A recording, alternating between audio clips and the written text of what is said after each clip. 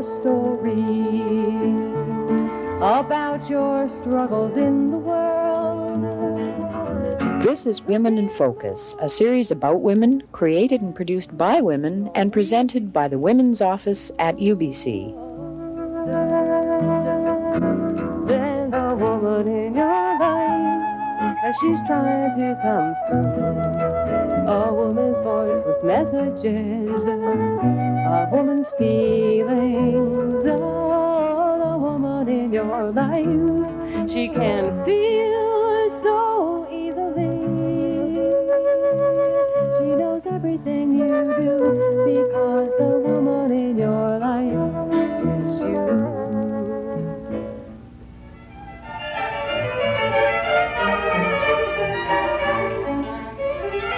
Throughout history, men have been socialized into the role of potential rapist.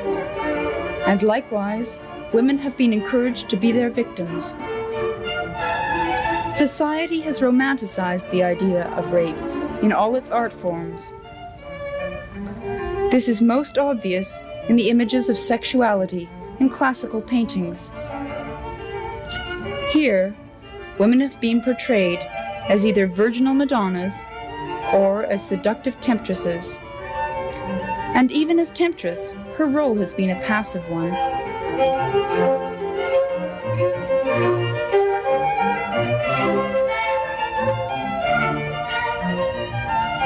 Men have been portrayed as aggressive and dominant, protective of all their property.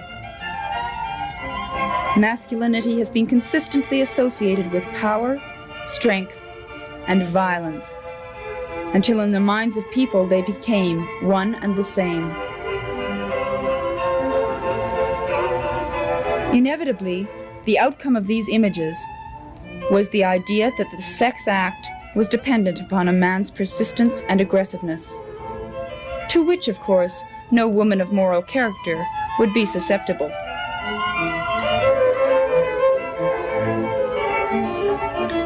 The matter was complicated even further by the belief that when a woman said no, she really meant yes. The classic Greek author Ovid makes this clear. And when I beg you to say yes, say no. Then let me be outside your bolted door, so love grow strong.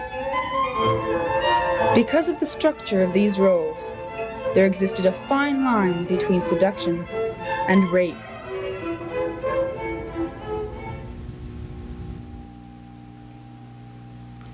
Despite massive advertising campaigns to the contrary, we haven't come a long way, baby.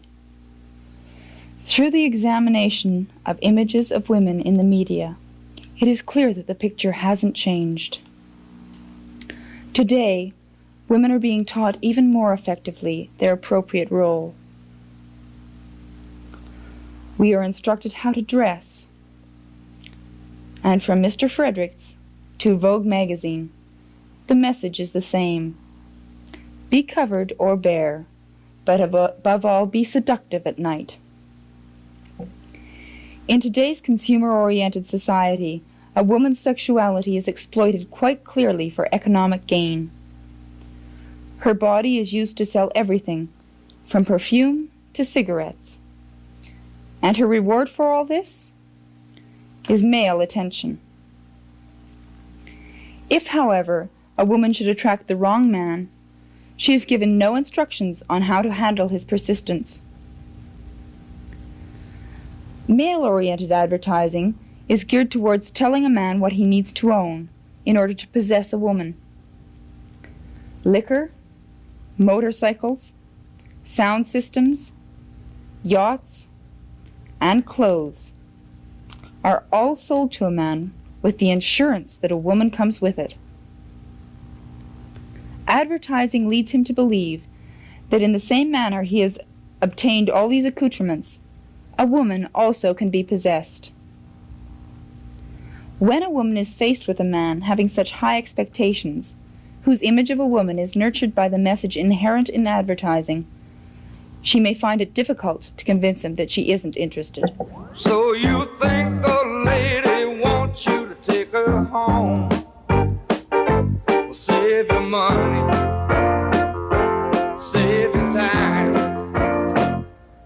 for Miss Mine. Yeah, she's mine.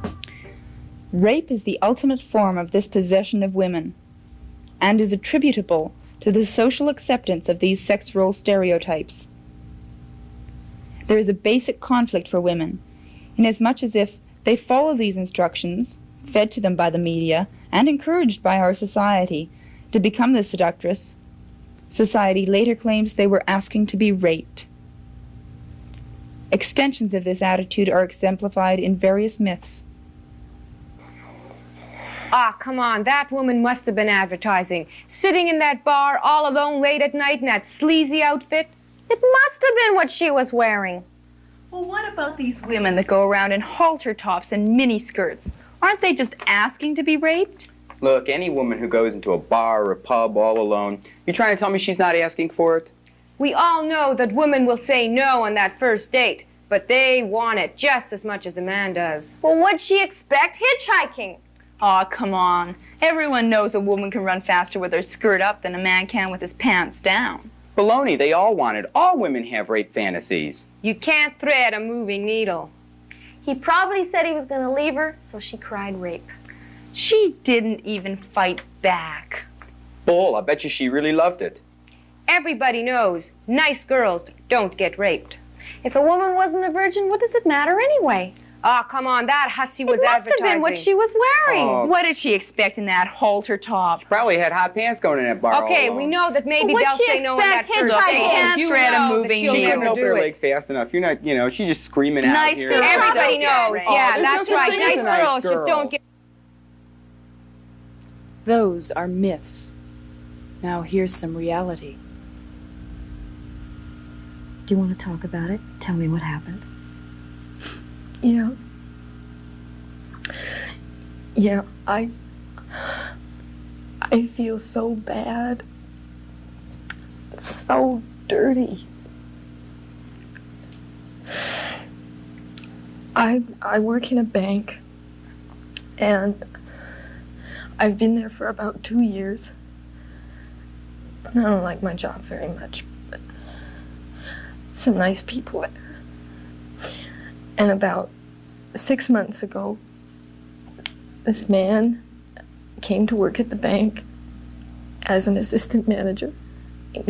He's training to be a manager someday.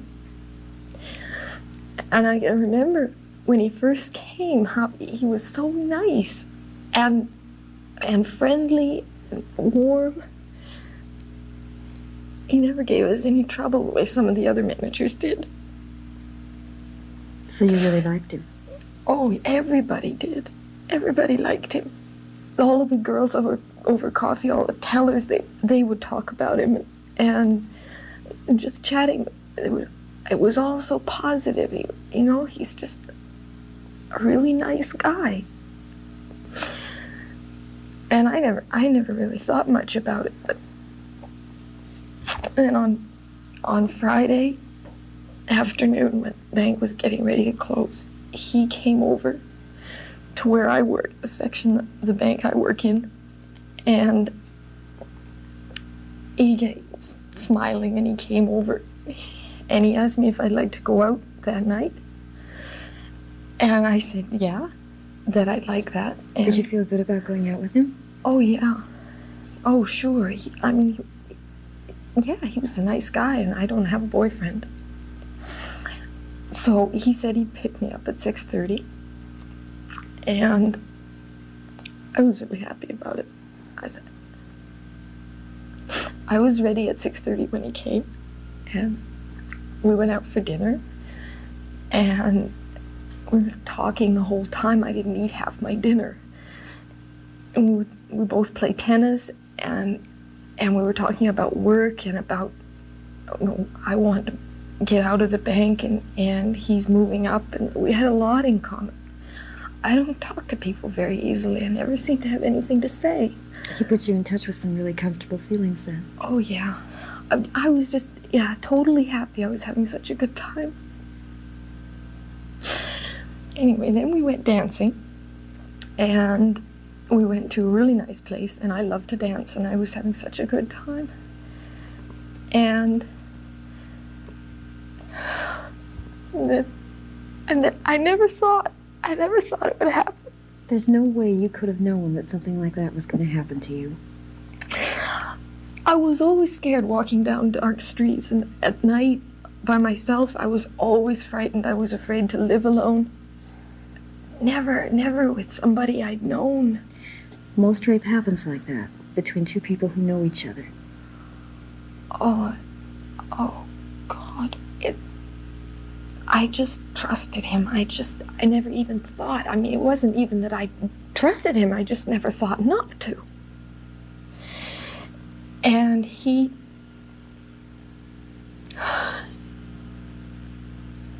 It's okay, cry. I don't like to It's really a good thing to do. I'm sorry. Anyway, he asked me back to his place for coffee, and I said sure. I wasn't afraid to go. And I wanted some coffee before I went home. And we walked up to his apartment, and he opened the door, and I went in ahead of him. And I turned around to see where he was, and he was right there, and he just grabbed me, and he tried to kiss me, and I said no, and I said it firmly, I thought. I said no, and I pushed him back, and he didn't listen to me at all. He didn't react. He just grabbed me again. This man has been taught that a woman's no doesn't mean no. I thought it must have been something I'd said, or the way I was dressed, or anything. What were you wearing? Oh, a long skirt and a shirt, just a jersey shirt. That doesn't sound like provocative clothing to me. Besides, clothing has very little, if anything at all, to do with rape. Oh, I thought I must have done something wrong. I just couldn't figure out how he thought I would. I mean, he seemed to expect it. He wasn't reacting at all. It's just like he knew and what I was there for, and I wasn't there to sleep with him. In his eyes, that's exactly what you were there for, and you could have been any woman. Oh, it was awful. It was awful. And he tore off my clothes and he raped me on the floor. And then he just got up and just walked away, and he said that was pretty good. You liked it, didn't you? I just Probably thought you had liked it. I was crying. I was crying and I was hurt. And he just said, well, put your clothes on and I'll take you home. And he asked me out again. And I said no. I wanted to take a taxi. So I did. I took a taxi home. And I threw out my clothes. They were all dirty. And I just felt so awful. I just crawled into bed and stayed there for hours. I couldn't think of it, what to do or anything or who to tell. And I was so scared he'd come back. Rape is a really difficult thing to talk about. It happened to you. Oh, yeah. I don't think I ever want to see him. Or any man, I don't know what to do. Sorry.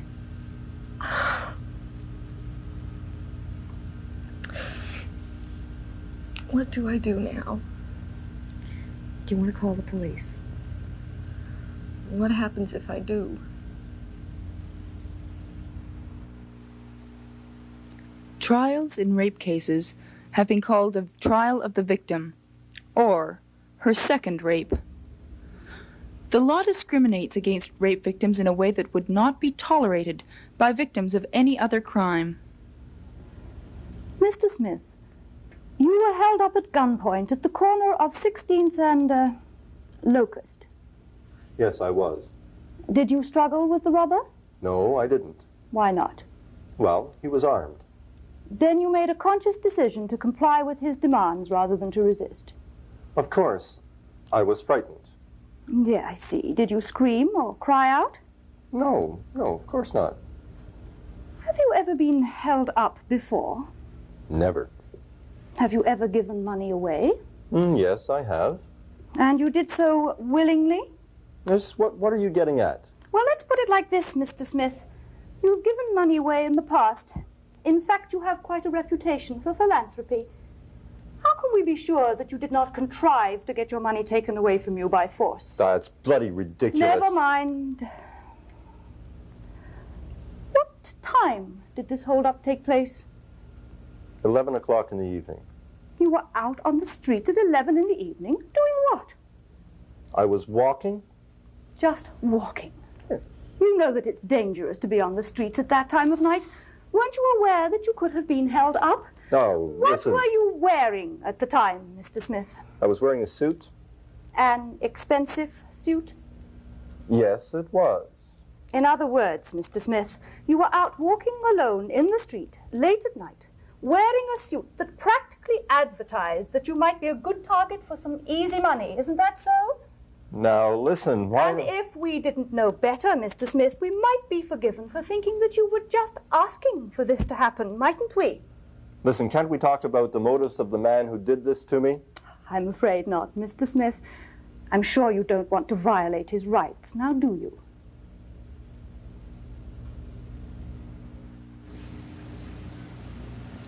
Rape cases are often defended in a manner designed to make myths seem like reality. And jurors decide the validity of a case on the assumption that these are true. These myths aren't just ideas about women's sexuality. Many people have misconceptions about men's sexuality too, and about what kind of man rapes. You know, a woman doesn't respect a man unless he puts her in her place. A man can't control his biological urges. No.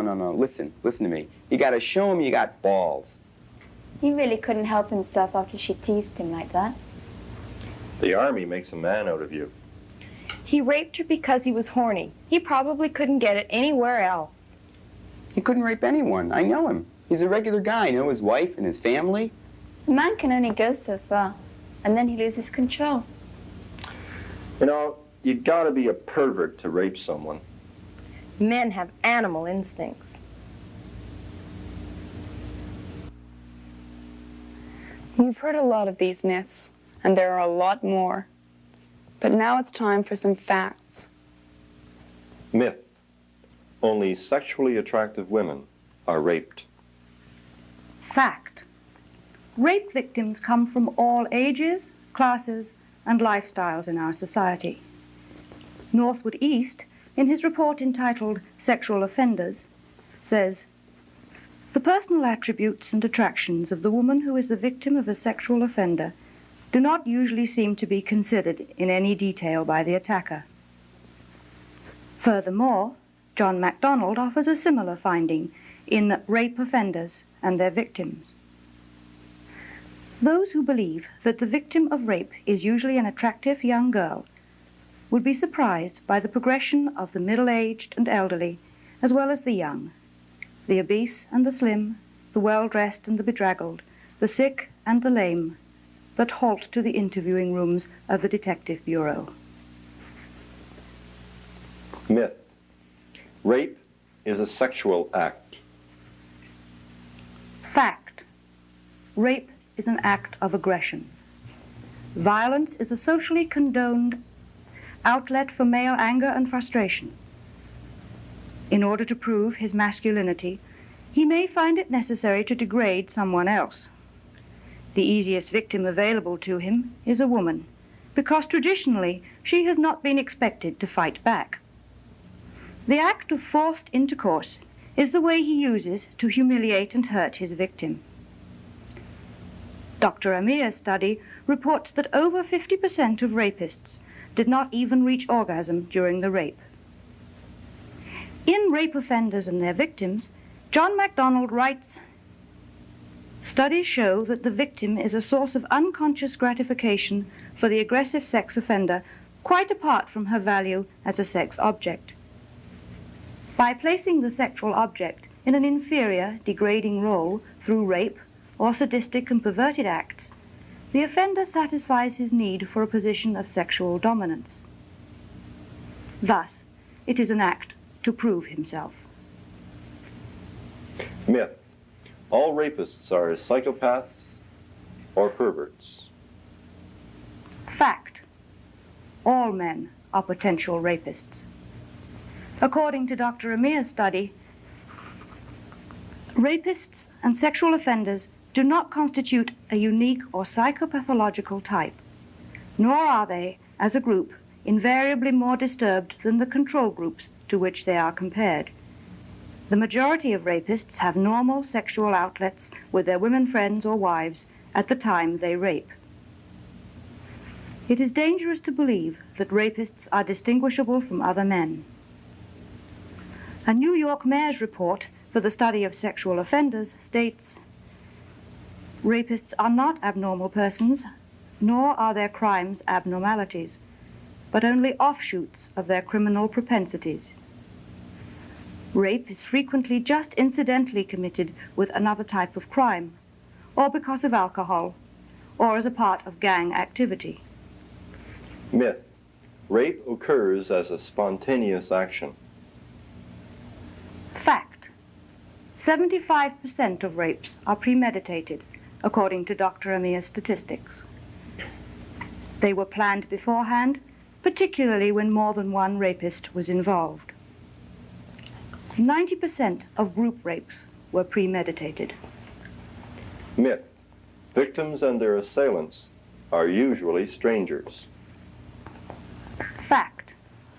Studies show that over 60% of reported rapes occur between casual acquaintances. Rapists can be fathers, brothers, uncles, or friends of the family. Often, there has been some contact between them and their victim, and the trust in their relationship has already been somewhat established. We have been talking about social conditioning and how it contributes to rape. Although approximately 40% of all rapes are unavoidable attacks, it is within our power to prevent some or perhaps all casual acquaintance rapes. Men are used to authoritative roles and to using aggression to overcome obstacles. Women are brought up to be acquiescent and passive. In the words of Sergeant O'Reilly of the New York City Police Sex Crimes Analysis Unit, quote, "Women are psychologically acclimated to responding to requests. Their instinctual response is to help or obey," end quote. Men must learn that when a woman says no, she means no. And women must overcome their fear of offending or being rude to men, especially those they know. To combat the myth that all women want it, she must be more adamant in refusing to allow herself to be manipulated into situations she doesn't feel comfortable with.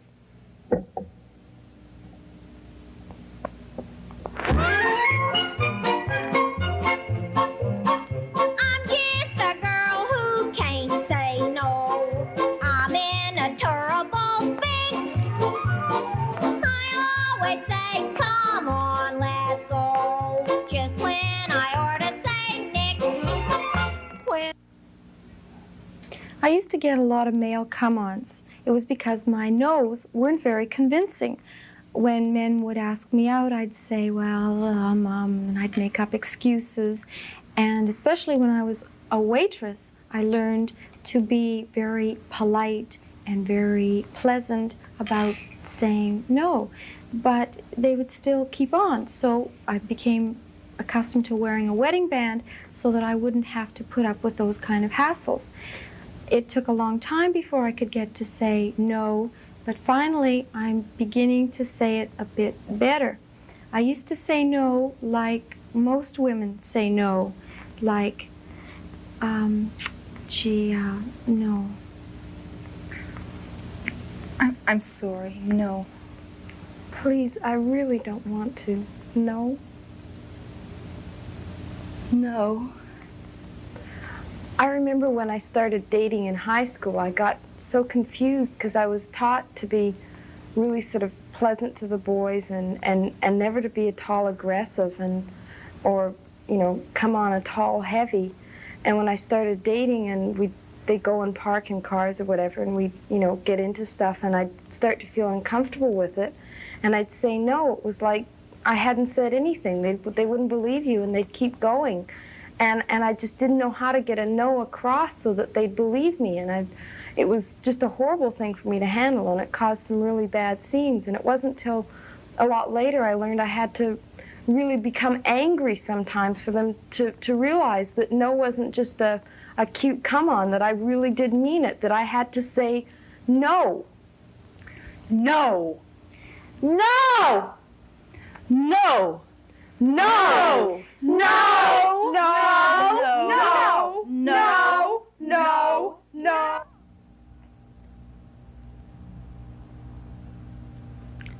Vancouver Rape Relief and other rape crisis organizations throughout North America are working hard to alleviate the problems that a rape victim faces after the event. However, these centers can only do so much to change attitudes. It is up to society to work hard to change attitudes within individuals and within institutions. Each of us must re-examine our own attitudes towards sexuality and those we teach our children. Men must stop believing that their sexuality is dependent upon aggression, and women must stop thinking that their femininity lies in passivity. Rape is a social disease, and it's happening right here, right now. Although we have used Dr. Amir's statistics, that is because his study is documented and available for public use. Vancouver Rape Relief has found within its own files that those statistics apply here. And it is only possible for the people in Vancouver to change those statistics. Let's start now.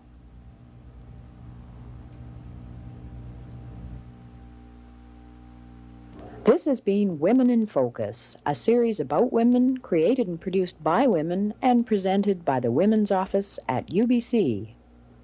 Because a woman in your